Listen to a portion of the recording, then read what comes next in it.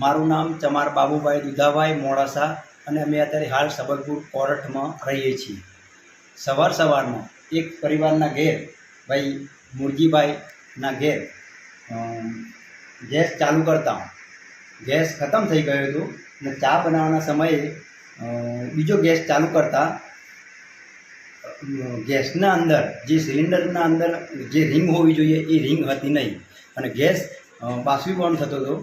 તો ભાઈને સવારમાં બેદરકારીના કારણે થોડું અને વાસ્તવમાં તો ગંભીરતા એમની જ કહેવાય કે ગેસવાળાની જ કે એના અંદર રિંગ નહોતી તો ગેસ ફેલાયો। ગેસ ફેલાવાના કારણે આ ભાઈને ખબર પડી નહીં અને જલ્દીથી રિમોટ કંટ્રોલથી ગેસ ચાલુ કર્યો।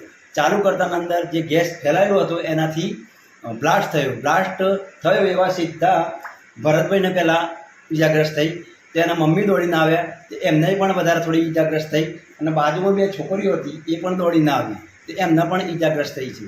તેમને નજીકના અમારા સાર્વજનિક હોસ્પિટલમાં 4 જણને અહીં લાયા પછી 2 જણને થોડી ગંભીર હાલતમાં છે તે એમને અમદાવાદ સિવિલ હોસ્પિટલમાં ખસેડવામાં આવ્યા છે।